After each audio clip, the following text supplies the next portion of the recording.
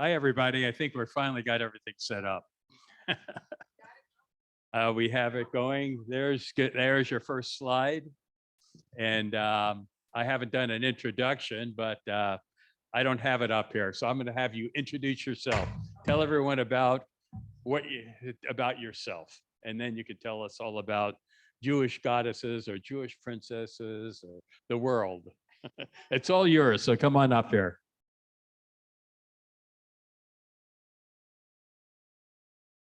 And this is Peggy Dombeck.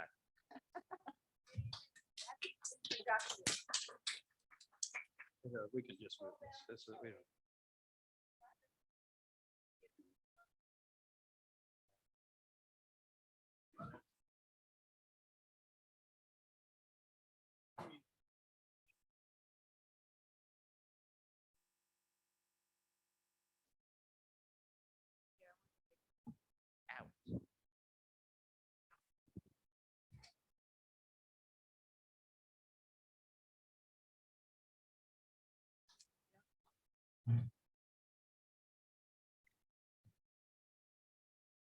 Well,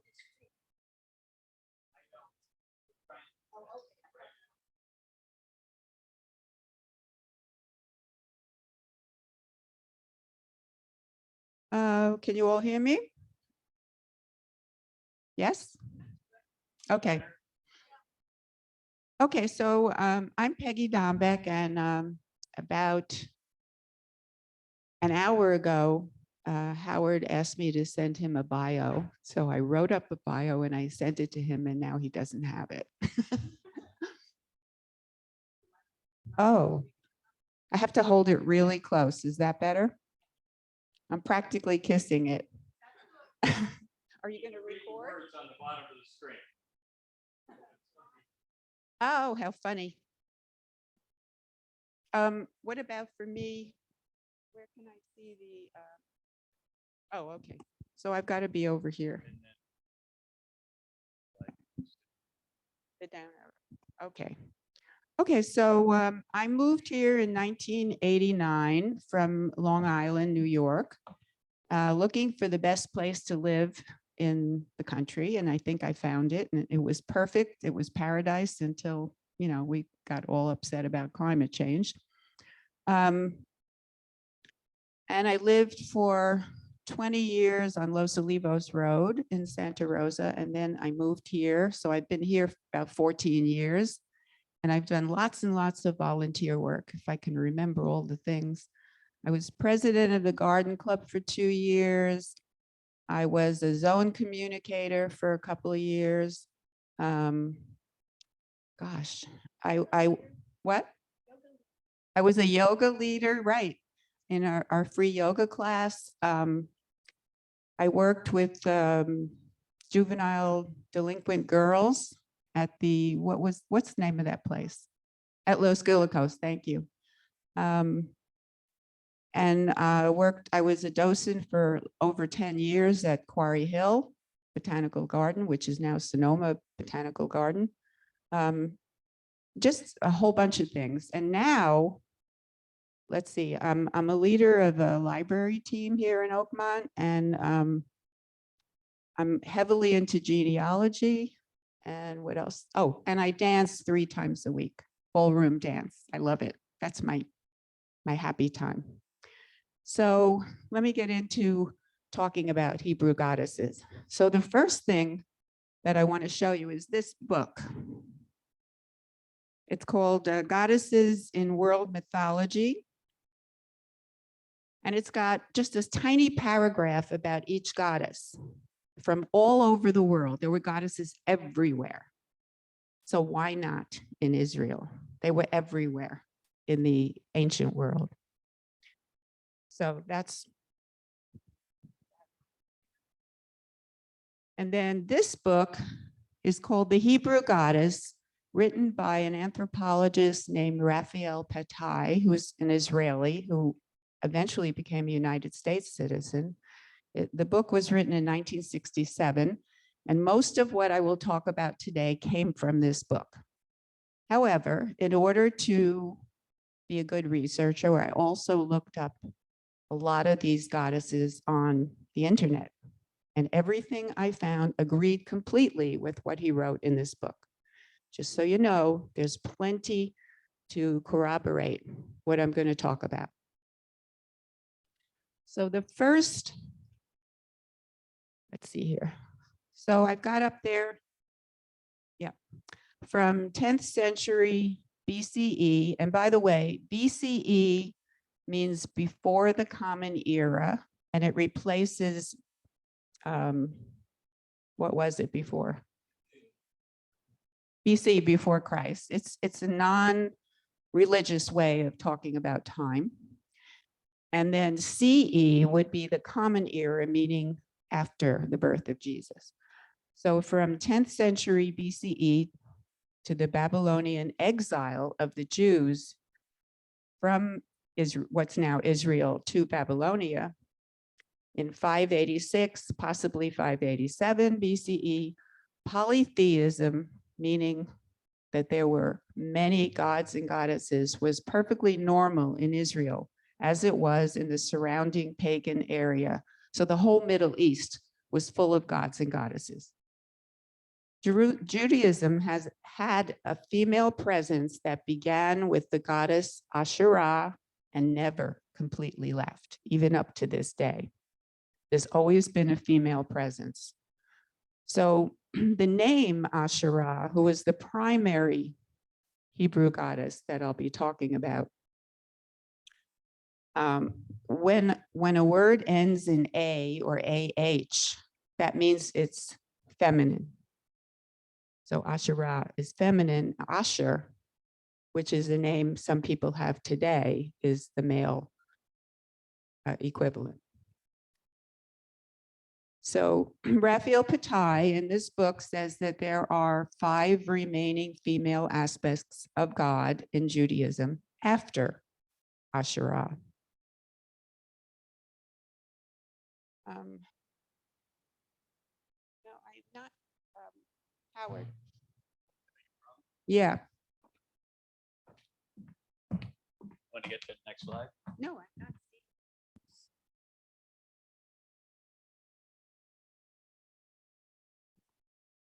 You can't.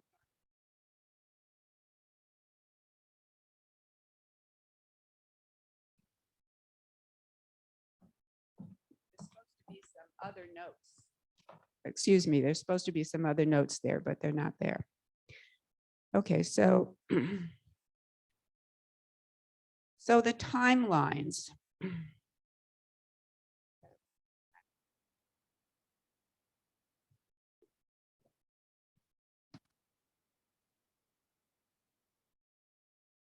Okay, the time of the judges in Israel was from about 1400 to 1000 BCE. And then after that came the time of the kings from about 1000 to 721 BCE, when the monarchy ended.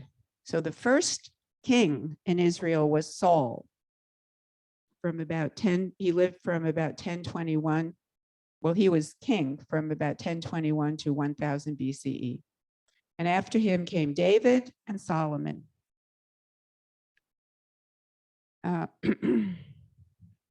And there's been a lot of archaeology done in Israel where different inscriptions and statues and things like that have been found that I'll be talking about, that talk about goddesses.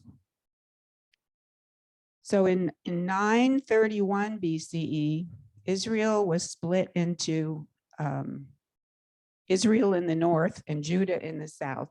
And then in 586 or 587, as I said, the first temple was destroyed and the people were sent to Babylon. And the second, eventually the people were allowed to come back and they built another temple, and that was destroyed in 70 CE or AD. So it was a Nebuchadnezzar who destroyed the temple in Jerusalem and sent the people to Babylon. And monotheism where there were, where the goddess Asherah was eliminated, happened after this exile to Babylonia. So for about 700 years, Asherah was God's wife or consort, however you want to talk about it. Okay,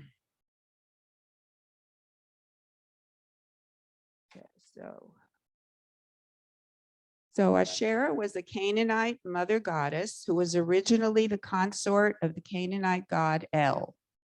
She was associated with sacred trees or poles. She is mentioned about 40 times in the Hebrew Bible, but never referred to as female. And always what they're saying is people have to stop worshiping her, because there was a constant attempt to get rid of any feminine aspect of God.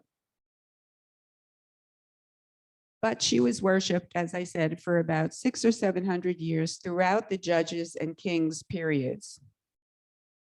Her statue was even in the temple in Jerusalem, put there by Solomon's son, Rehoboam.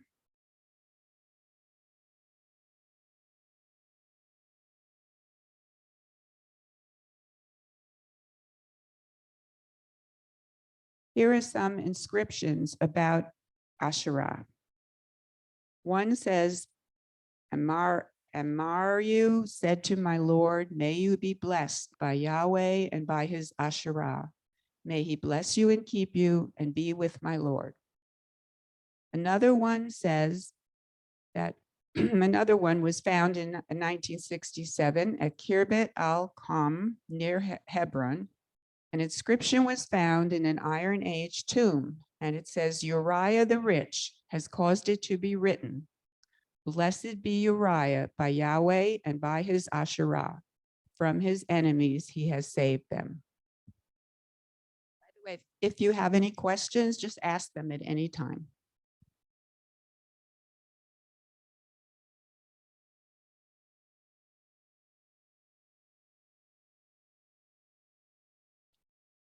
So Asherah gave birth to a daughter named Anath, and she's mentioned 9 times in the Bible. She is the daughter of Asherah and Yahweh, God. In Judges 2:13, there's a quote that says, and they forsook Yahweh and served the Baal and the Ashtaroth, because Anat, Astarte, Ashtoreth, they're all the same goddess with different names. But her foremost lover was her brother Baal. And you probably remember from the movie with, what's his name? Charlton Heston, right? That the people were worshiping the golden calf and they were worshiping Baal. So you probably remember that. And they were also worshiping Anat or Ashtaroth.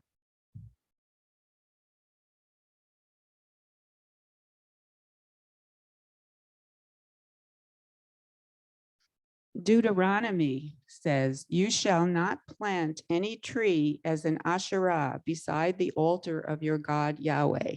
That's one of the times that she's mentioned in the Hebrew Bible. Also, in Israel, in the 1940s, about 300 clay nude figurines were unearthed. And they are goddess figures, goddess figurines.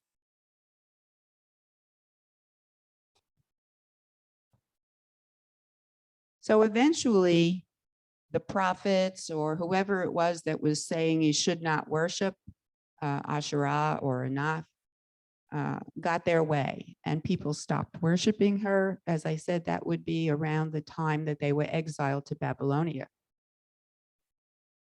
So we'll go on to the next female presence of God, and that would be the cherubim, which is a plural for cherub.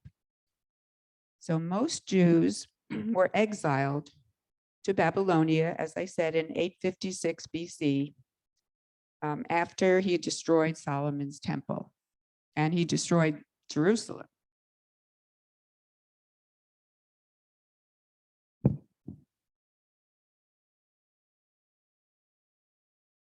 But in 538 BCE, Cyrus the Great of Persia took over, and he allowed the exiled Jews to return to Jerusalem, and they built the second temple in 516 BCE. And there was no goddess worship in the second temple. All that was gone. The cherubim were initially found on either side of the ark as two ivory winged, initially both female figurines facing each other in the palace of King Ahab, the seventh king of Israel, who was born in 873 and died in 852. But later on, they are seen as a male and a female intertwined.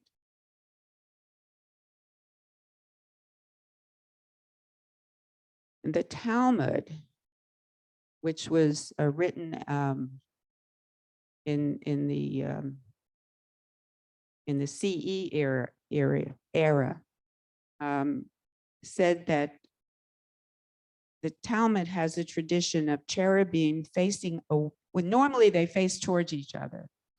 And the Talmud has a tradition that if Israel sins, the cherubim face away from each other.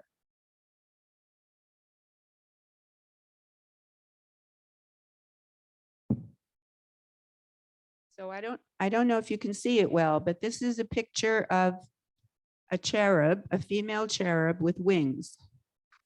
Can you see it pretty clearly? Okay, good.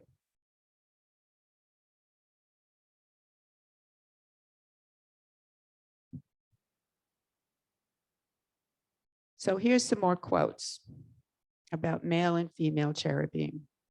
Rab Katina, a Talmudic master, 3rd century CE, said, quote, "When the people of Israel used to make the pilgrimage to the temple, the priests would show them the cherubim, which were intertwined, and say to them, 'Behold, your love before God is like the love of male and female.'"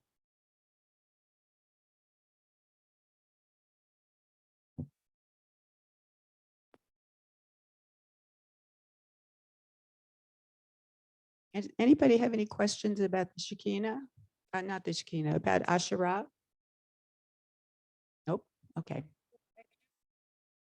Of Asherah. Oh, didn't I show you one?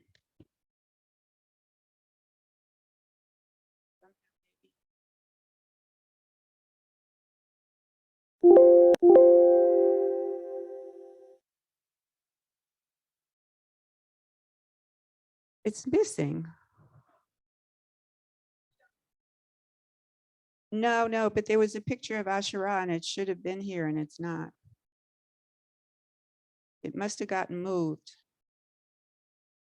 Maybe it'll show up later, but there is a picture of her and she looks like a pole with breasts and she's holding her breasts up for meaning fertility. Okay, so the next female presence is the Shekinah. Now, the Shekinah, the idea began in pre-biblical times and eventually became important in Kabbalistic mystical beliefs. She began as Chokmah, meaning wisdom, and also called Sophia in Greek. So you may have heard of her in one of those names. And Chokmah was one of the 10 Sephirot, if you know about it, in the Kabbalah. Anybody know? You got a lot to learn. Okay.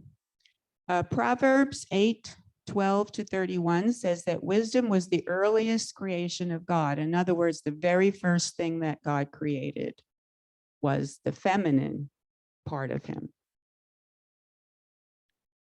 Philo, who was a very important Jewish philosopher in Alexandria, Egypt in the 1st century, said that God is the husband of wisdom and that the architect of the universe was male, called reason in the Sephirot, and female, wisdom.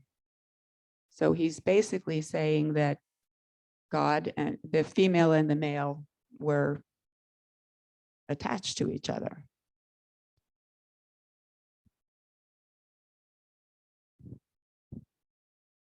In the Kabbalah, Chokmah is the uppermost of the Sephirot on the right. There's several of them on the right side and several on the left side. And Chokmah is the first one on the right side in what they call the pillar of mercy and the tree of life that the Kabbalah created. That's another whole talk about the Kabbalah.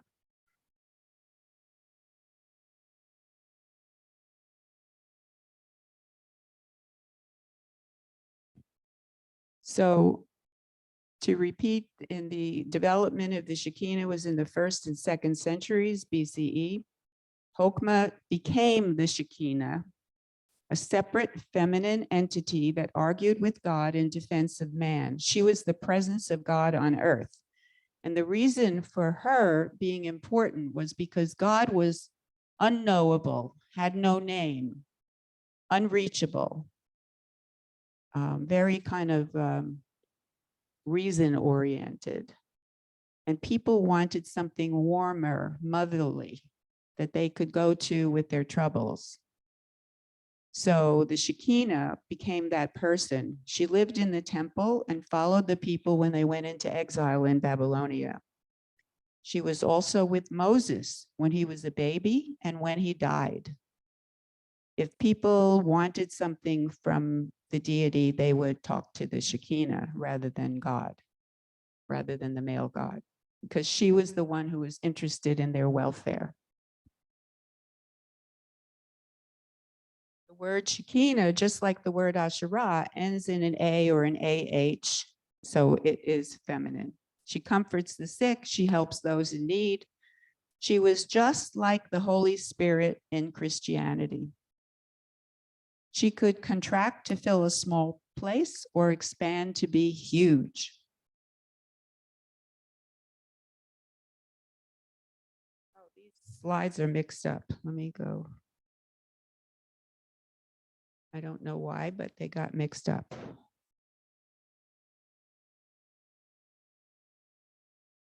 No. Wait a minute.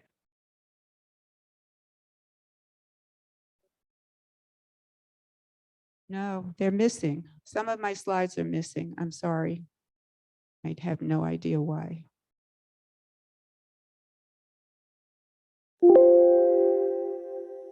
That is very unfortunate. I probably have a picture in here, but you wouldn't be able to see it.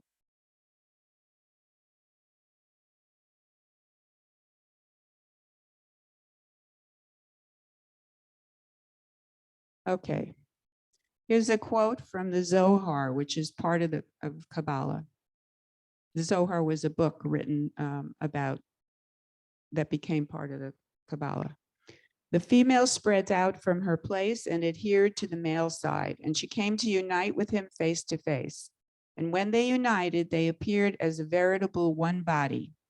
On the Sabbath, all is found in one body, complete, for the matronette, which is another name for the Shekinah, clings to the king, and they become one body, and this is why blessings are found on that day.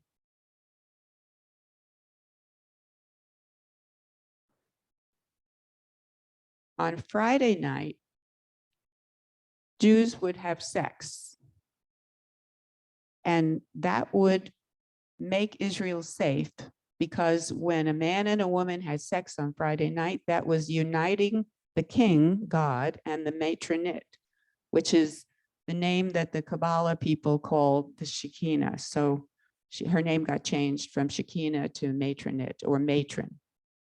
When the Jerusalem temple was destroyed because the people sinned, evil gained power and prevented the matronette from uniting with her husband, God the king, because she went into she went away with the people. But the king had to have a consort. He was lonely. So he picked one of the Shekinah's handmaidens, and that person was Lilith. Does anybody know about Lilith? Anything about Lilith? Nope. Okay, well.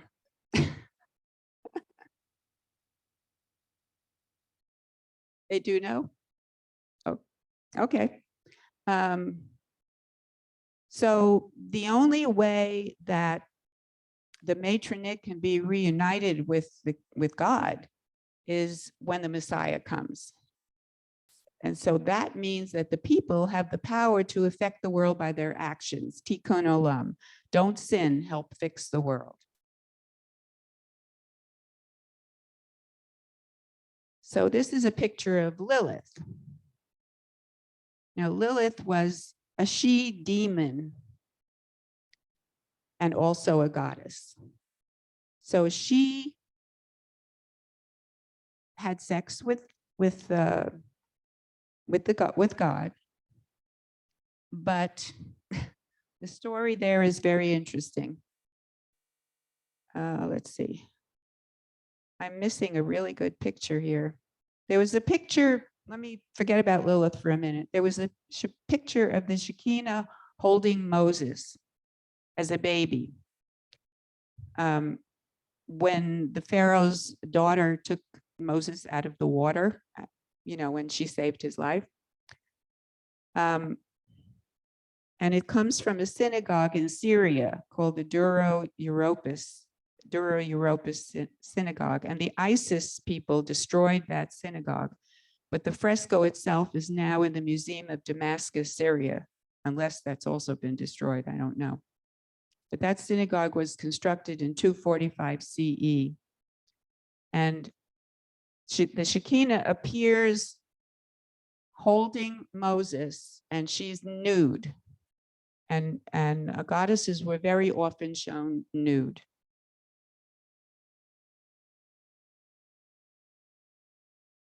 By the way, the word Kabbalah means reception.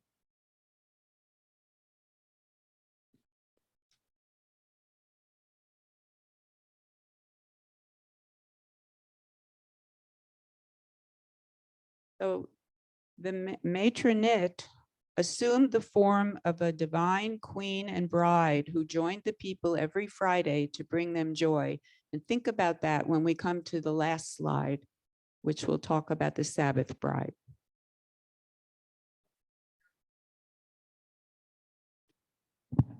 No, that's her feet, which look like they're not normal feet, but I don't know what kind of feet they are. But there's two lions, one on each side of her, and then there's two owls.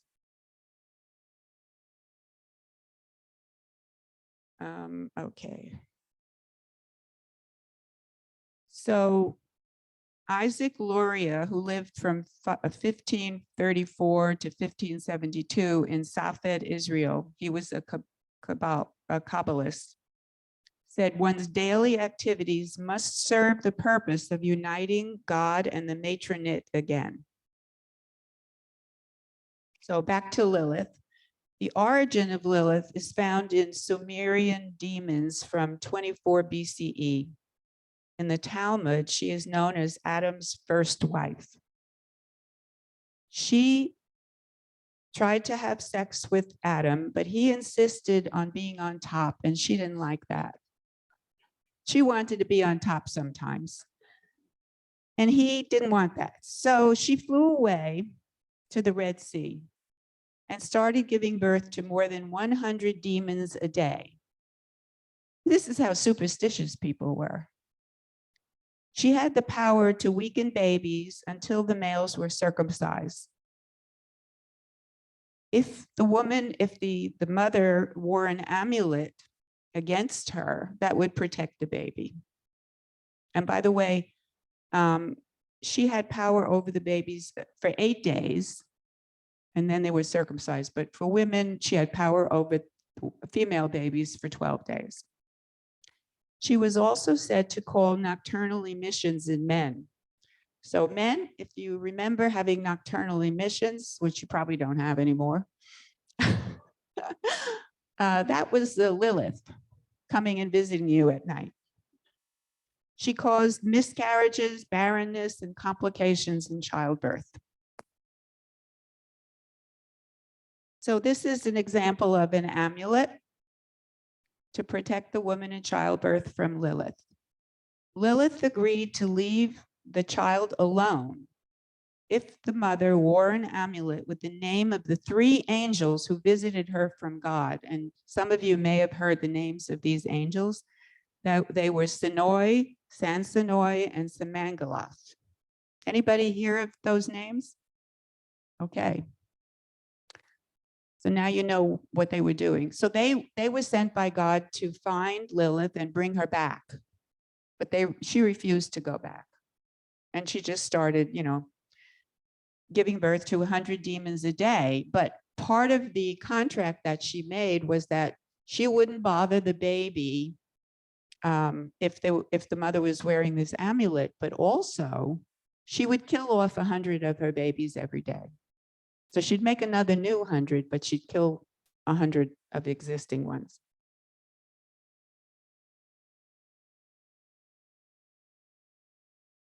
And my last slide is the Sabbath bride or queen. And that is the last vestige that still exists to this day of the female presence of God.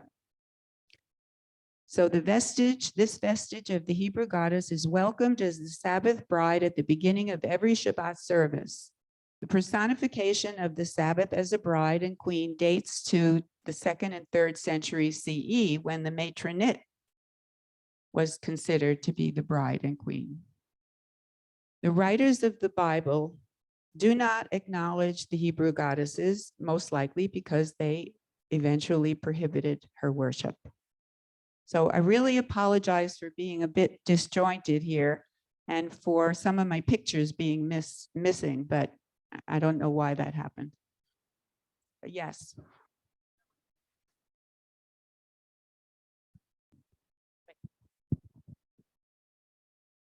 Anything I've read in the Old Testament suggests that idol worship was forbidden and that the idols should be destroyed because they were like competing with God.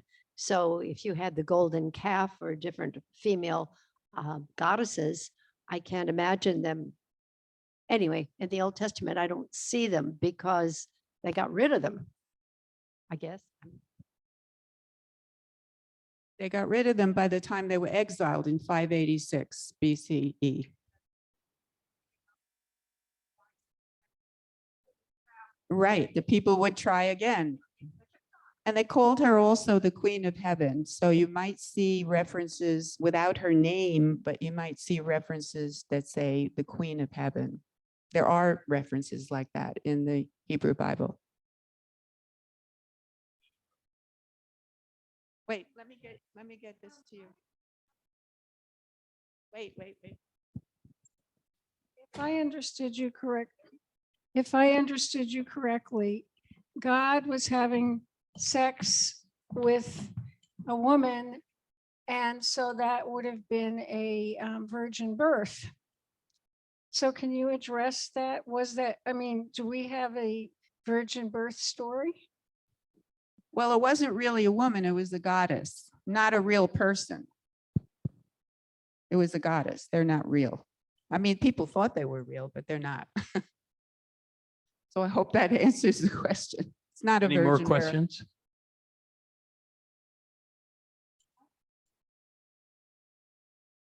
So would you say this is symbolic then? I mean, I get the whole idea of the patriarchy about how men are threatened by strong women and therefore have to wipe us all out. But we're still here. We live longer than they do. So there. Anyway, I just wondered if that was symbolic. Well, the idea of having sex and so on, that's symbolic. We don't think that actually consummated. Or do we? Well, I think people believe that they really did have sex, but they're not real. So any other? I have a microphone. What is the summary of this book? In the end, what are they postulating? Is that these goddesses still exist and that these are still worshipped? Or I'm not clear on that. No, they're not saying that. He's not in the book saying that they're not still worshipped. Oh, good. No. Well, I mean, I wouldn't put it past us as human beings because this is all so not what's in the Word of God. You know, Not in what- our, no, I in didn't our hear the Bible last- and the prophets. I mean, the reason why those temples were destroyed because they were worshiping these other gods and they wouldn't forsake them. That is how that happened. That's how Babylonian captivity happened, right? Well, I'm not totally clear on exactly what Well, you're saying. okay. Has in the Ten Commandments, and he says, "Thou shalt have no other gods before me." Oh, right. And so, and that's the first and foremost, right? Well, there was obviously a strong push by male prophets Yeah. and, leaders that people should not worship anything female. And they did eventually get rid of them.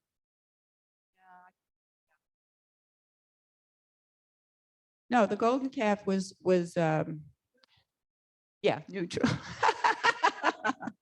Well, they didn't want the people to worship any idols. Yeah. Right. And I think he still feels that way today. So anyway, I don't think he's changed. Let me just say that. You don't think?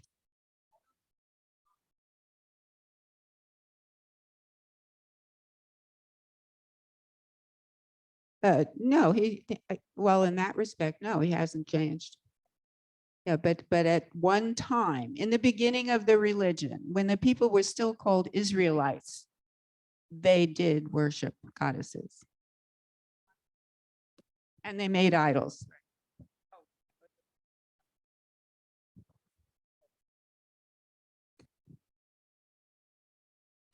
From my earliest memories as a small child, I always thought religion was crazy, and this bears it out.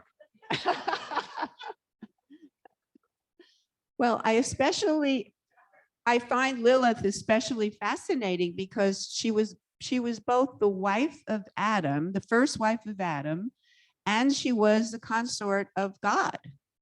I mean, she really got around.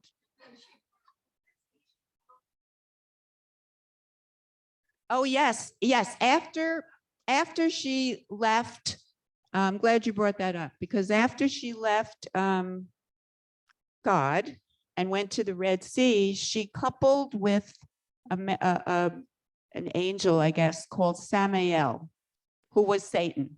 That's another word for Satan. So yes, she did. She really got around.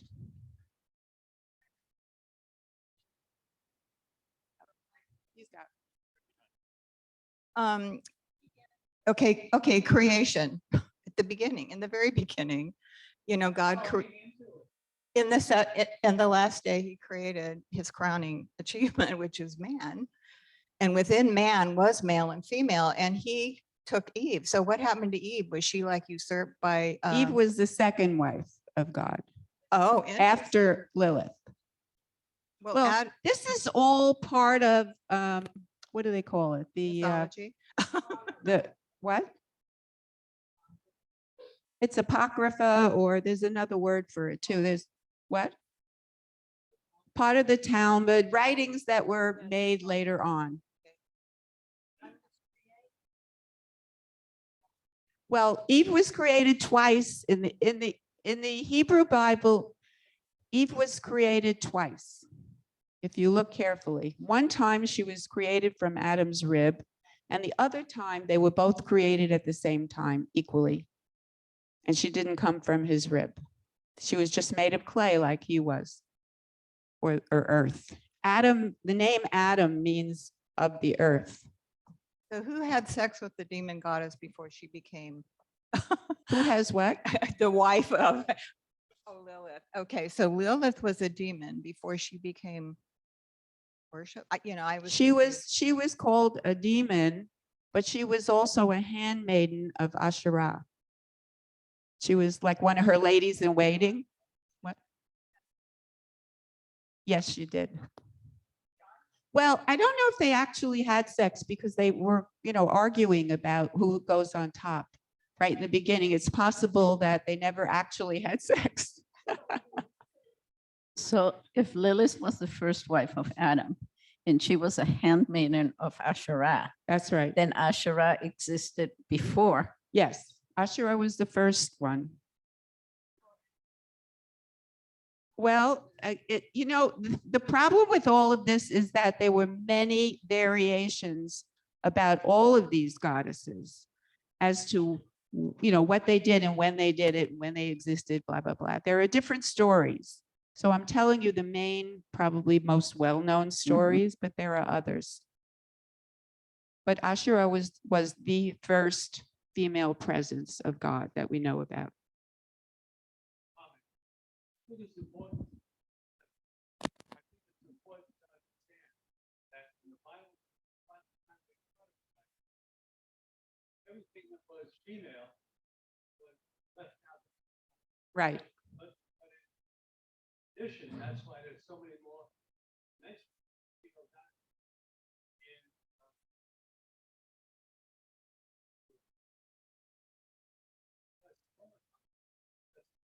commentary on the Torah, and take 5 rabbis, sit them down, to get a opinion. So, I think that should be taken into consideration. As things change, the female presence. Exactly. Does anybody need me to repeat that? Oh, okay, you could hear him. And I want to emphasize that this whole thing means that religions change over time. They're not static. They change. Also, it seems that there's sort of not a very clear line between what is goddess and what is human, because if Lilith, had intercourse with God, but also with Adam, then, the line there isn't particularly clear. She just went around from one thing to another to Yeah, another. but one thing was God, which is unseeable, and the other was Adam, which theoretically was flesh and blood, right? Right. Of course, we don't really know if Adam was the first man.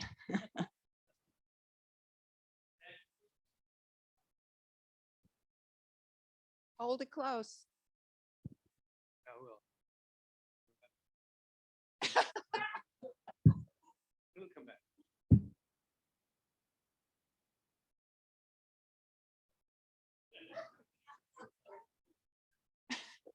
Any other questions? No, it's fine. Because what about Deborah and what about Esther, who saved, her people completely from annihilation? Yeah, they weren't goddesses, so I'm not talking about them. Oh, I thought you said that they were left out of the Bible, female presence. No, the female goddess presence. I should qualify that.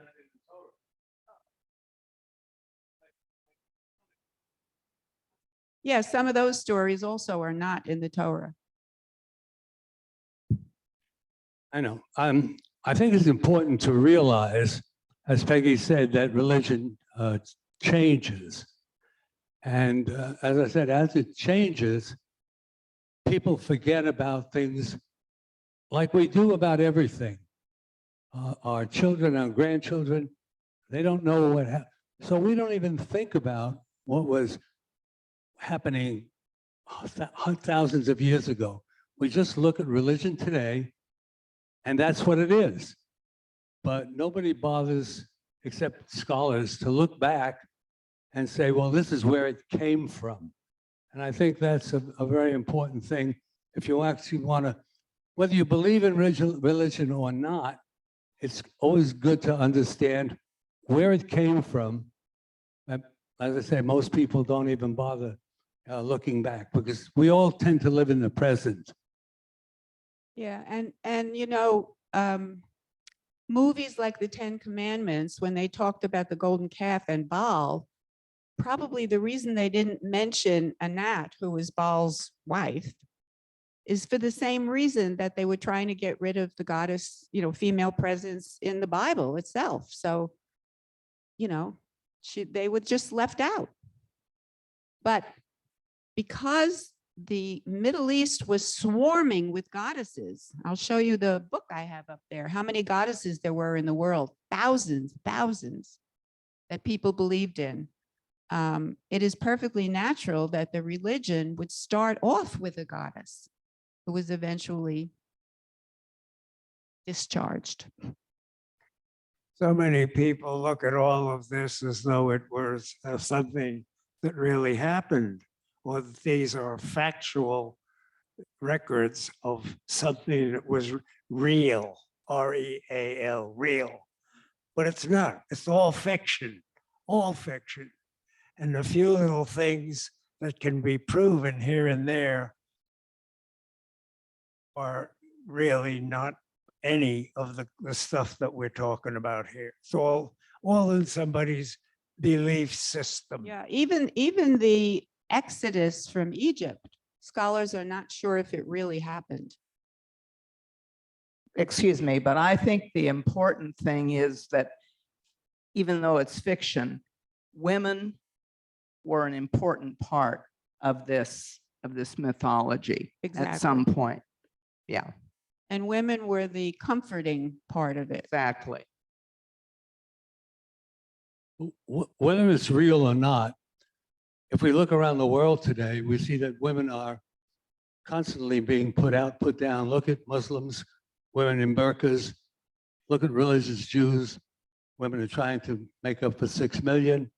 So in many, many ways, the more religious people tend to be, the less they think of women.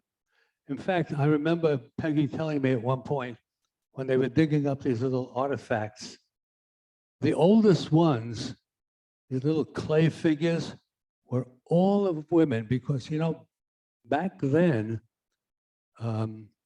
you knew who gave birth to the baby, but you couldn't be sure of who impregnated the woman. And based on that, that's why we became a matriarchal society. So we follow the women, not the man. Right. If you're Jewish, if your mother was Jewish, it was a matriarchal society originally, and that changed and it became patriarchal. Oh, it definitely became patriarchal. Not necessarily. It's also debatable.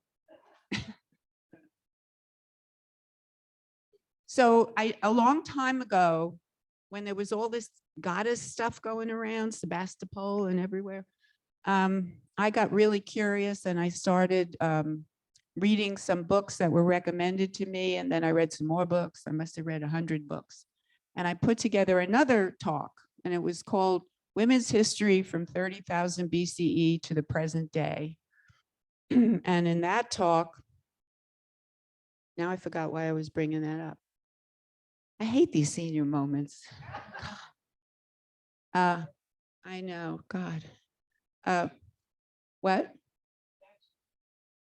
Oh, yes, thank you. In that talk, I showed lots of pictures of these statues that were dug up in Israel. And even statues, not just in Israel, all in Europe, all over the place. There were female figurines, very few, if any, symbols of men. The earliest symbols are all female that have been found by archaeologists going back to 30,000 BCE.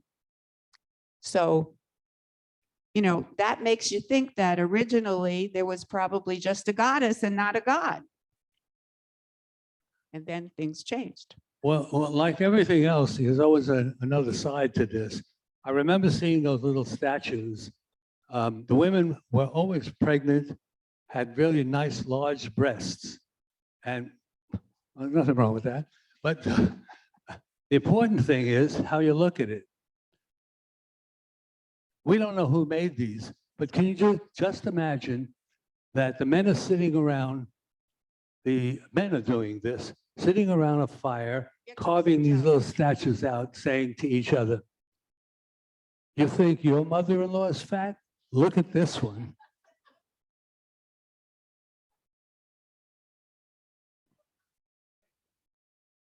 I took a class once called The Goddess in History and Literature. And one of the things that we were told was that in the Eastern Europe, there was, what I can't remember is the dates, but there was this huge matriarchal society that was completely eradicated, I think when the Visigoth came. And, you know, they found all this information about how successful that society had been. It was large, and it's gone. I mean, when do we ever learn about that? I'm wondering if the name Maria Gimbutas means anything to you? Because she was an archaeologist who came from the Balkans in Europe, and she definitely wrote about that kind of thing. Yeah. I have one more thing, not a joke, but I wonder if you can tell us, give us like, without dates, because they're not important, the names of the goddesses as they went through time, or did they constantly change? We know where it ends up with that Sabbath bride, and we know where it started. Well, in this talk, it starts with Asherah, and then her daughter, Anat, who was also called Astarte, and Astarte was all over the Middle East. And she was also called Ashtaroth. And then it went to the Shekinah. Oh, that comes later. I'm trying to think. No, the cherubim, the Shekinah, the matronette, Lilith, and then the Sabbath bride. I don't think I left anything out. That would kind of be the way it goes. Any other questions? Thank you, Peggy. It's her fantastic presentation. I learned more about sex and the goddesses and And watch out at night that Lilith doesn't visit you. If anybody wants to come up and look at these two books, please come up front and take a look. so if you've been following the emails tonight, after all this, with these tables set up the way they are, I've worked with the Democratic Club and Sister District that they're going to have a poker game here later on. So all of you are invited to come back and join the poker game, whether you know poker or not. There'll be lessons here on how to play poker. And next month, I don't have a program set. That's still being discussed, but I'll let you know as soon as we have it locked down. Thank you. Thank you for coming.